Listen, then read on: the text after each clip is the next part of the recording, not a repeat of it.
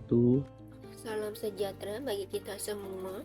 Yang terhormat Ibu Suciati Muanifa SEMMMAK selaku dosen pengampu mata kuliah manajemen keuangan dan teman-teman sekalian. Pada kesempatan kali ini, kami dari kelompok 14 akan mempresentasikan materi pertemuan 14 yang berjudul Arus Kas dalam Penganggaran Modal. Sebelum memulai materi, izinkan kelompok kami untuk memperkenalkan diri. Saya Medi Cantika Bungai dan rekan saya Rian Samuri. Materi pertama akan disampaikan oleh saudara Rian.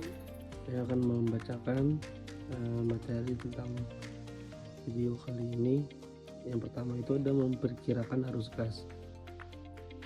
Proses paling penting dan sulit dalam penganggaran modal adalah mengestimasi arus kas suatu proyek, termasuk pembiayaan investasi dan arus kas masuk bersih setiap tahunnya.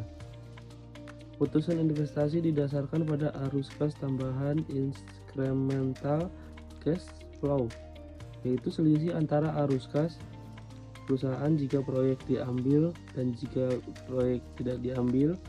Penganggaran modal mencakup semua kegiatan persiapan pemanfaatan dan dana biaya memperoleh manfaat di masa depan, serta memilih investasi yang menguntungkan di antara berbagai pilihan yang tersedia. Memperkirakan arus kas merupakan tahap paling penting dalam penganggaran modal dan kapital budgeting. Proses ini bertujuan untuk menilai apakah suatu proyek investasi layak dijalankan dengan melihat manfaat finansial yang akan diterima di masa depan. Pengukuran arus kas. Pengukuran arus kas adalah proses untuk menilai jumlah kas yang masuk dan keluar dari suatu proyek atau perusahaan dalam periode tertentu dengan fokus pada arus kas tambahan incremental cash flow yang relevan untuk pengambilan keputusan investasi. Pengukuran ini bertujuan untuk mencerminkan kas nyata yang diterima atau dibayarkan. Berbeda dengan laba akuntansi yang mungkin menunjukkan keuntungan tanpa aliran kas aktual. Rumusnya itu ada arus kas proyek sama dengan arus kas dengan proyek dikurang arus kas tanpa proyek. Pengukuran arus kas dilakukan untuk menilai seberapa besar uang masuk dan keluar yang benar-benar terjadi akibat suatu proyek investasi. Fokus utama dalam penganggaran modal adalah arus kas incremental, yaitu tambahan arus kas yang muncul jika proyek dijalankan atau dibandingkan jika proyek tidak dijalankan. Dalam menghitung arus kas, yang diperhatikan hanyalah arus kas setelah pajak yang benar-benar relevan dengan proyek, artinya hanya perubahan atau tambahan arus kas yang dihitung, bukan seluruh pendapatan perusahaan. Misalnya jika produk baru justru mengurangi penjualan produk lama, maka dampak tersebut harus diperhatikan. Metode Net Present Value atau NPV menghitung present value terhadap penerimaan tingkat diskon rate itu merupakan langkah pertama yang harus dilakukan. Kedua, membandingkan present value dari investasi. Keputusan pada penilaian metode ini yang dimaksud dalam investasi layak dijalankan atau PV dari cash flow lebih besar, maka nilai NPV lebih bernilai positif. Begitupun sebaliknya, apabila investasi tidak dijalankan jika selisih PV dari cash flow lebih kecil dibandingkan dengan PV berinvestasi, berarti nilai NPV bernilai negatif. Rumusnya ada pertama ada Net Present Value sama dengan PV proses dikurang PV outlays. Yang kedua itu ada PV proses sama dengan proses dikali diskon faktor atau DF. PV outlays sama dengan harga perolehan atau harga beli. Metode Net Present Value NPV adalah cara untuk menilai kelayakan investasi dengan menghitung selisih antara nilai sekarang dari arus kas masuk dan nilai sekarang dari arus kas keluar.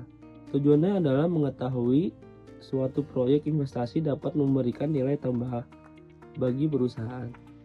Dengan metode ini, semua arus kas masa depan didiskontokan nilai saat ini menggunakan tingkat pengembalian yang diharapkan atau diskon rate. Kriteria keputusan jika NPV lebih besar dari 0, proyek layak dijalankan karena menghasilkan keuntungan bagi perusahaan. Jika NPV lebih kecil dari 0, proyek tidak layak karena nilainya menurunkan kekayaan perusahaan. Jika NPV sama dengan proyek 0, proyek impas, artinya tidak untung maupun rugi.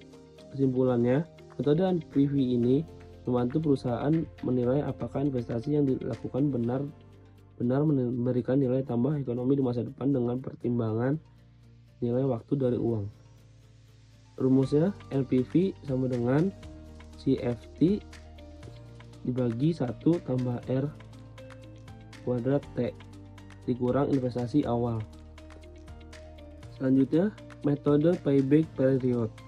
Metode yang digunakan untuk menutupi kembali biaya yang timbul akibat investasi dengan menggunakan proses ataupun arus kas bersih atau net cash flow. Seandainya tiap tahun proses mendapatkan jumlah yang sama, maka payback period maka diperhitungkannya melalui pembagian jumlah investasi dengan proses tahunan. Jika proses yang dihasilkan pada setiap tahunnya, rumusnya itu ada payback period sama dengan jumlah investasi dibagi proses dikali 1 tahun. Metode payback period adalah cara untuk menghitung berapa lama waktu yang dibutuhkan agar biaya investasi dapat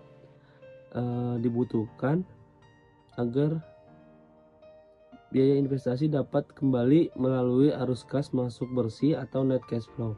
Tujuannya itu untuk mengetahui seberapa cepat dana investasi bisa kembali sepenuhnya. Jika arus kas masuk proses setiap tahun sama, maka perhitungannya menggunakan rumus payback period sama dengan jumlah investasi proses tahunan dikali 1 tahun. Yang kedua itu ada payback period sama dengan proses tahunan jumlah investasi dikali 1 tahun. Jika payback period lebih lama dari umur ekonomis proyek sama dengan investasi ditolak.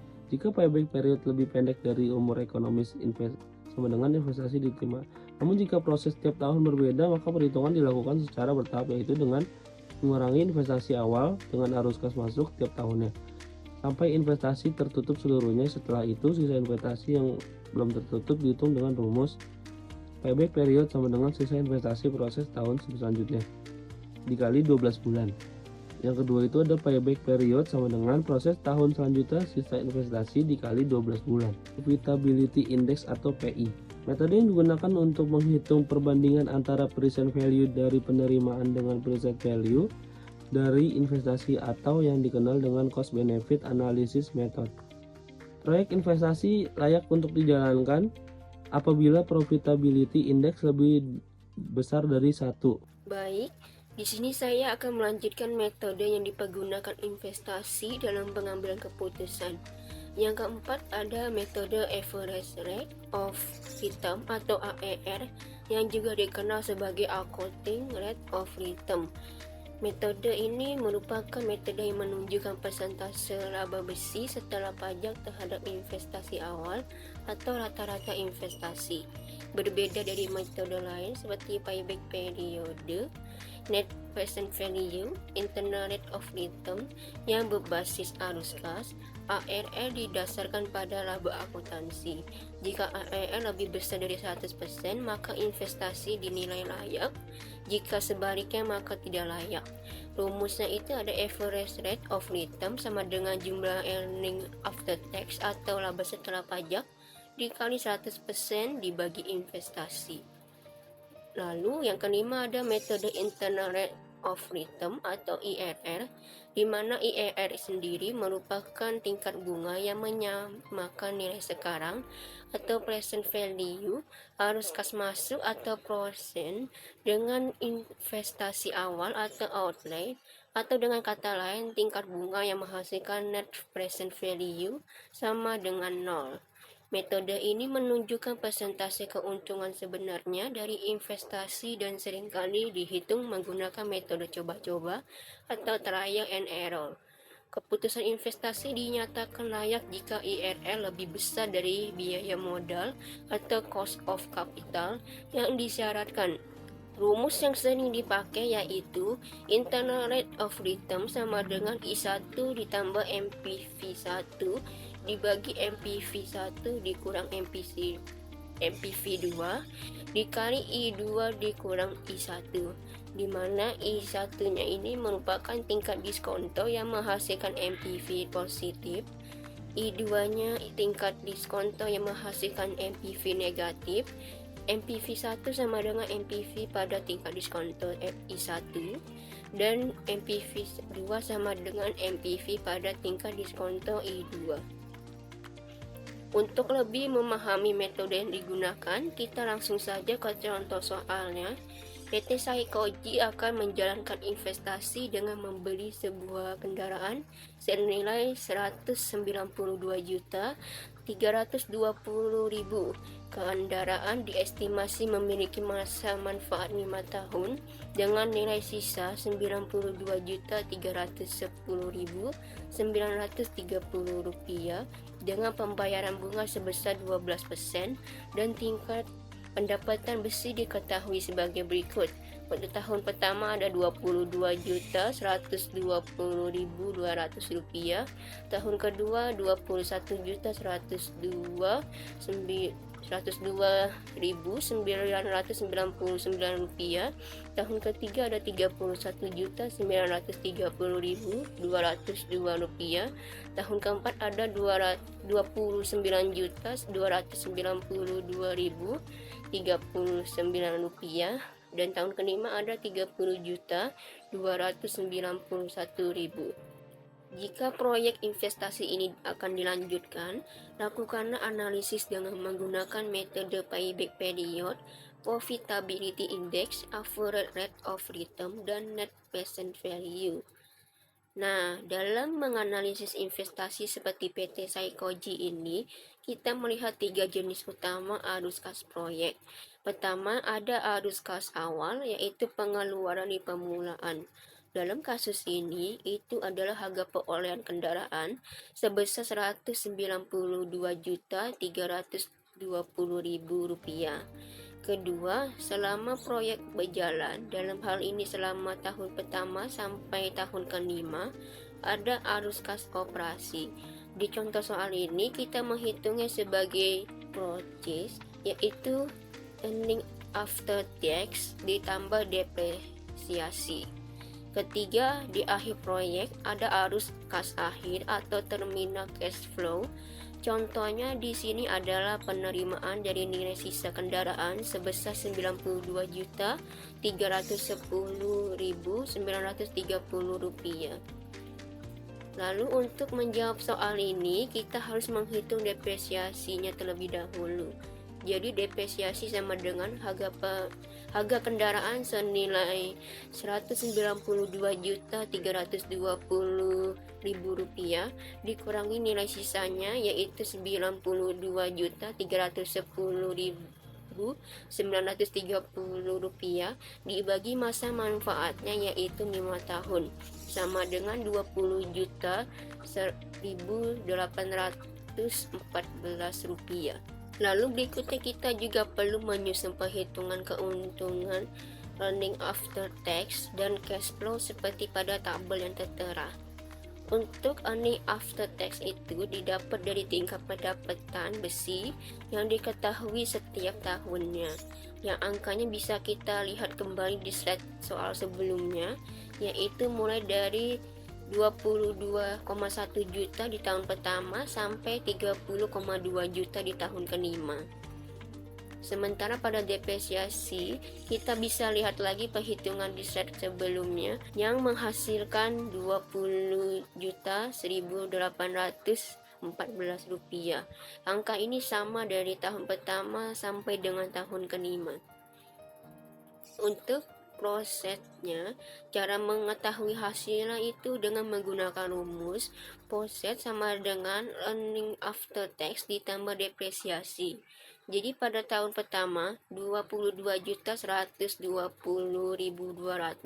ditambah 20.1.814 rupiah sama dengan 42.122.014 rupiah. Begitupun untuk perhitungan tahun kedua sampai dengan tahun kelima. Lalu berikutnya ada DF. Apa itu DF? DF atau faktor diskonto yaitu berapa Rp1 di masa depan jika dihitung hari ini dengan bunga 12%. Rumusnya DFT sama dengan 1 dibagi 1 ditambah R pangkat T, di mana R sama dengan 12%, kita ubah menjadi desimal yaitu 0,12, sementara T-nya adalah tahun keberapa. Jadi perhitungannya untuk DF1 itu adalah 1 dibagi 1 ditambah 0,12 di pangkat 1 sama dengan 0,892. Begitupun untuk DF2 dan seterusnya. Lalu untuk PV purchase atau present value of purchase, ini adalah nilai hari ini dari purchase yang akan diterima di tahun mendatang. Cara menghitungnya adalah PV purchase sama dengan purchase dikali DF.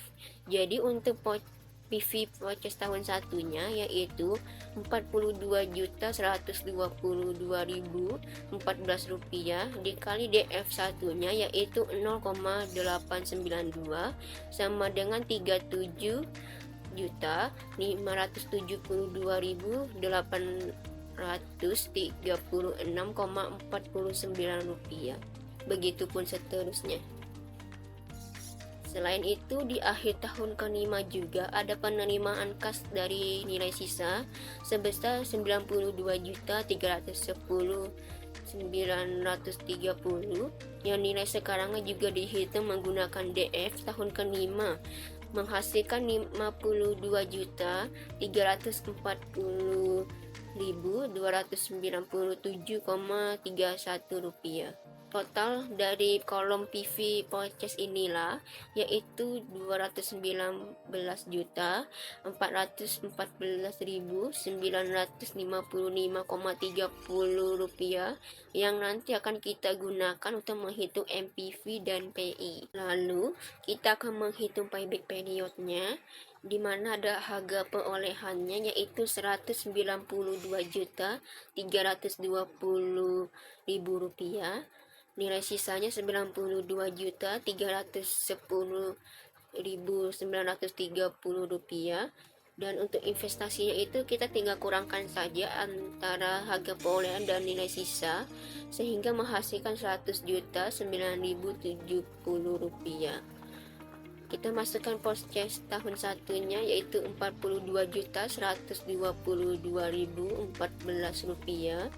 Kita kurangkan dengan investasinya, jadi investasi dikurang purchase tahun 1 sama dengan sisa investasinya yaitu Rp5.787.056.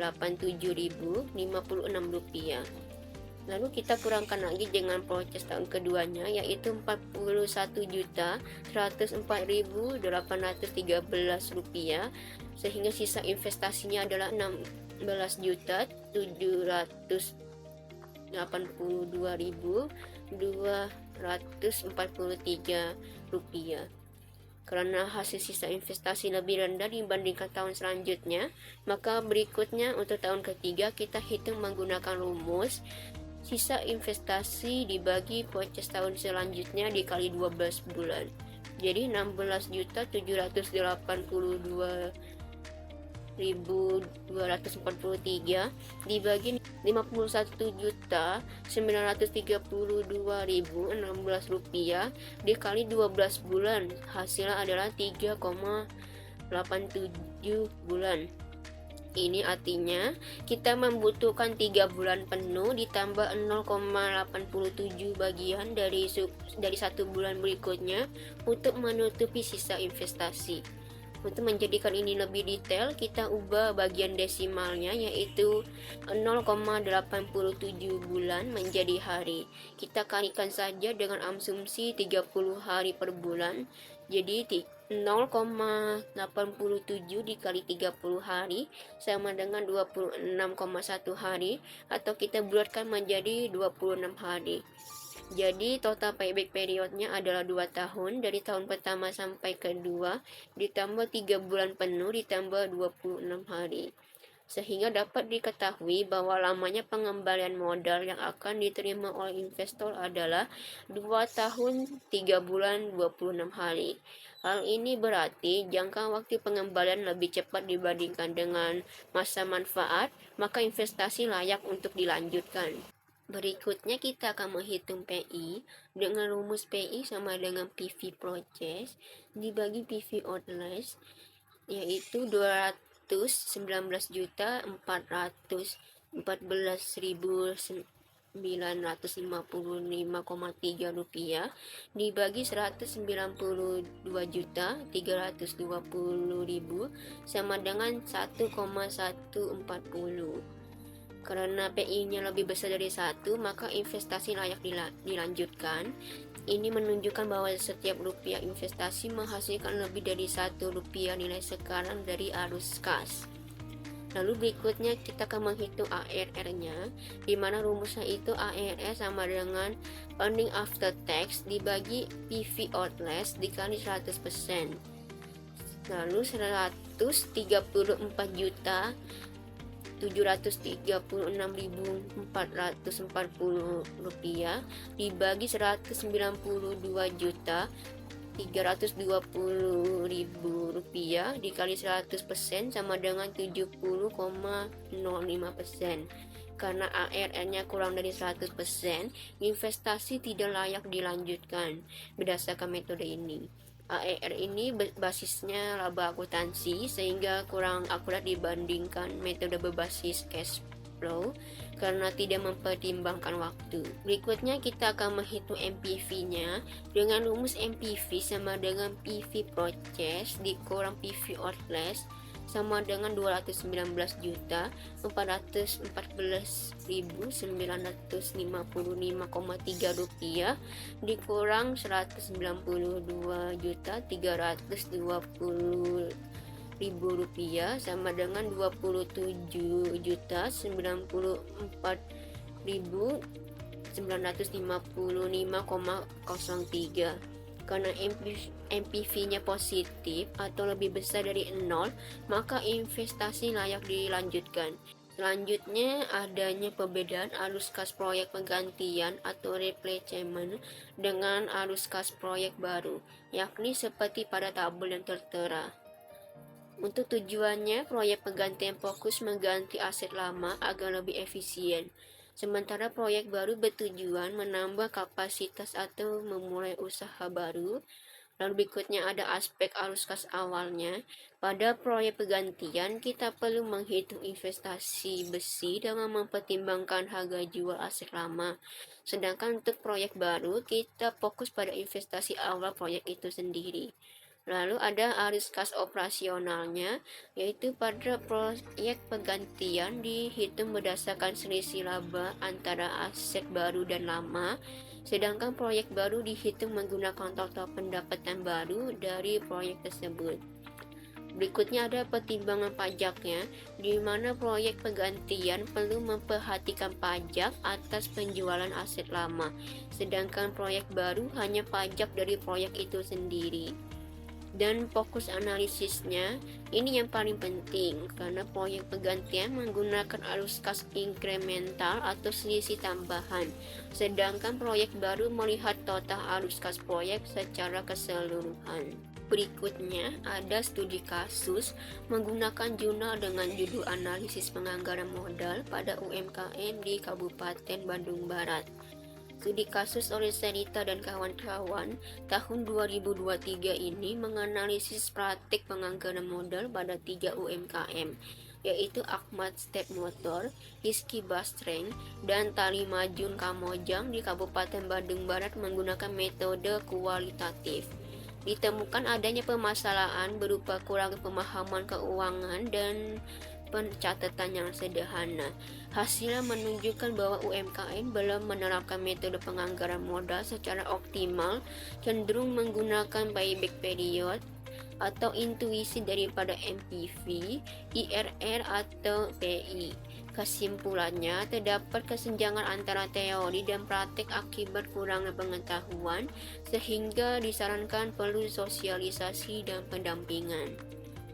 Lalu untuk kesimpulan materi ini yaitu penganggaran modal merupakan proses penting dalam menilai kelayakan suatu investasi melalui analisis arus kas yang mencakup arus kas awal, operasi, dan akhir.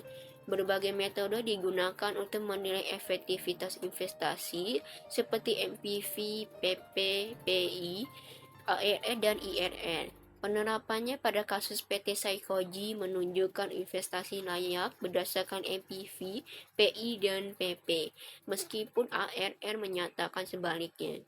Namun, studi kasus pada UMKM menunjukkan adanya kesenjangan di mana banyak yang masih mengandalkan metode sederhana seperti payback period atau intuisi, menegaskan pentingnya pemahaman komprehensif tentang metode penganggaran modal untuk pengambilan keputusan yang lebih baik.